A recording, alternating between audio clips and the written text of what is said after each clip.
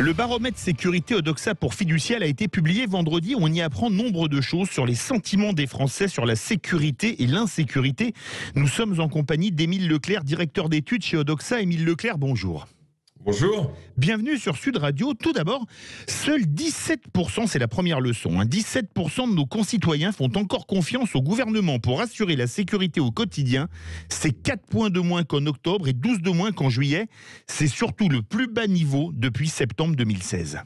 Exactement, c'est un vrai record sur cet indicateur qu'on mesure dans le temps depuis un moment. C'est quand même un niveau plus faible que celui qu'on observait sous le mandat de François Hollande. Et rappelez-vous le laxisme sur lequel il était taxé sur des questions de sécurité. Donc c'est vrai que le gouvernement souffre d'une vraie défiance ces temps-ci et c'est de pire en pire. Darmanin, quand il est arrivé, était à 29% de confiance. Aujourd'hui, on est à 17%. Donc le Beauvau de la sécurité a commencé dans un contexte de vraie défiance à l'égard du gouvernement sur ces questions. Alors ça, on va en parler un peu plus tard du Beauvau de la sécurité. 75%, c'est un des enseignements de ce baromètre Odoxa pour Fiducial. 75% des Français ont confiance en la police. On est loin de la haine anti-flic qu'il y a en particulier sur les réseaux sociaux. On en est très loin, on en parle assez souvent effectivement, mais c'est vrai qu'elle n'existe pas quand on mesure dans l'opinion. C'est pas nouveau, depuis dans les années 90, vous aviez des niveaux de popularité des policiers qui étaient assez équivalents. Les 3/4 des Français avaient toujours une bonne image. On a connu un vrai record après les attentats malheureux de 2015, où là, les policiers tutoyaient une popularité à plus de 85%. Maintenant, il y a quand même quelques difficultés qui posent. Donc, on a dit les policiers ont une très bonne image. Quand on observe par âge des Français et par catégorie sociale, on se rend compte en fait que plus on est jeune et plus on a des revenus inférieurs, plus on a une mauvaise image de la police. Donc, il y a des difficultés à résoudre de ce point de vue-là. Et il y a d'autres difficultés, ce sont des problèmes structurels dans la police, quand on interroge les Français, 72% nous disent qu'ils ne sont pas suffisamment formés, 78% nous disent qu'ils n'ont pas les moyens nécessaires pour accomplir leur mission, et ils sont quand même 48% à nous dire qu'ils ne sont pas bien contrôlés et encadrés par les GPN. Donc il y a aussi des problèmes structurels qui sont importants, que les Français souhaitent résoudre, et ça n'empêche pas qu'ils aient une très bonne image des policiers par ailleurs. Alors justement, 61% des sondés qualifient d'utile le Beauvau de la sécurité, mais 60% ne font pas confiance à Gérald Darmanin pour atteindre les objectifs fixés.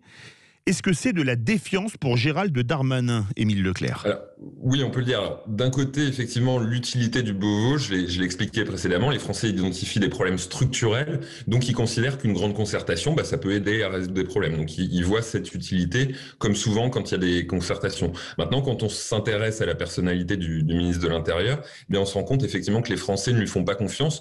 Par ailleurs, dans les baromètres politiques qu'on peut réaliser, et quand on mesure l'opinion vis-à-vis de Gérald Darmanin, il plafonne toujours, il a du mal à percer dans l'opinion, et donc il y a une vraie défiance au début de ce Beauvau de la sécurité à l'égard du ministre. Alors justement, il y a plein d'autres surprises Darmanin, ce n'était peut-être pas une, pardon. Les Français appellent la sécurité privée en renfort. Ils sont 81% à être favorables à une plus grande coopération publique-privée. Pourtant, la sécurité, excusez-moi, mais c'est du régalien. Oui, alors c'est du régalien.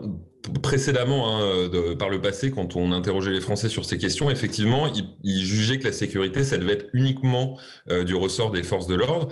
Ils ont évolué sur cette question et ces dernières années, on se rend compte en fait que, comme le préconise le rapport pour Fauvergue sur ces questions-là, ils acceptent qu'une partie de sécurité privée puisse intervenir dans de la surveillance. Alors, ça s'explique assez simplement, c'est qu'ils considèrent que les policiers sont souvent surchargés, qu'ils ont des problèmes plus importants à résoudre, et donc dès lors qu'il s'agit de surveillance, de contrôle, de petites choses, d'une certaine manière de la sécurité, ils voient aucun problème à ce que des acteurs de la sécurité privée, des agents de sécurité, puissent intervenir et puissent participer à cet effort dans une coopération globale. D'ailleurs, les Français considèrent que pour l'instant, il n'y a pas encore cette coopération. 63% d'entre eux nous le disent. Alors, 62% des Français estiment d'avoir un rôle à jouer sur la sécurité et 60% approuvent les incitations à signaler les délits.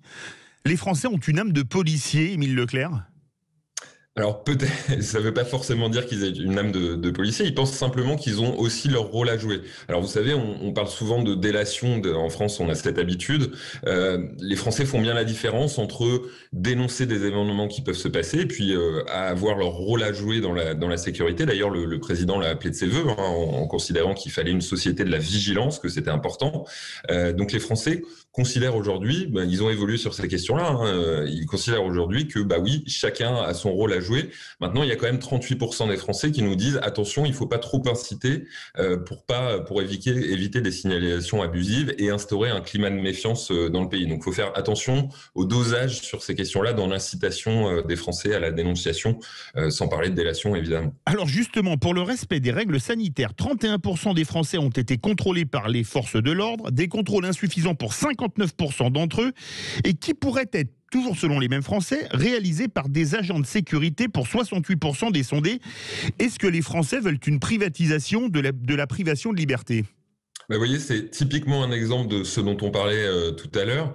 On est sur des petits contrôles. Hein. Est-ce que les Français portent leur masque? Est-ce qu'il y a un attroupement? Et ça, les Français considèrent qu'un agent de sécurité peut très bien intervenir sur des événements comme ça, puisqu'il ne s'agit pas vraiment d'une mission régalienne totalement. Donc oui, il y a une vraie ouverture. Et les Français attendent plus de contrôles sur les règles sanitaires.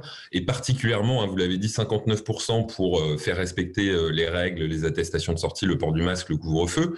Mais c'est encore plus important quand il s'agit d'éviter les événements clandestins. 80% des Français considèrent qu'il n'y a pas assez de contrôle sur ces événements-là.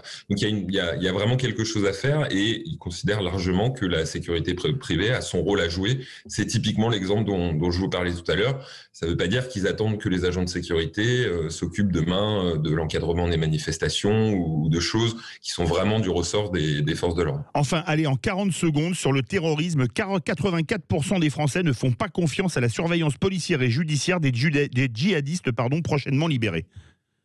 Oui, c'est Éric Dupond-Moretti, hein, le ministre de la Justice, qui l'a annoncé. Il y aura des détenus qui seront libérés cette année. Et effectivement, il y a une vraie défiance, une vraie crainte en fait hein, chez les Français. C'est des chiffres qui sont colossaux.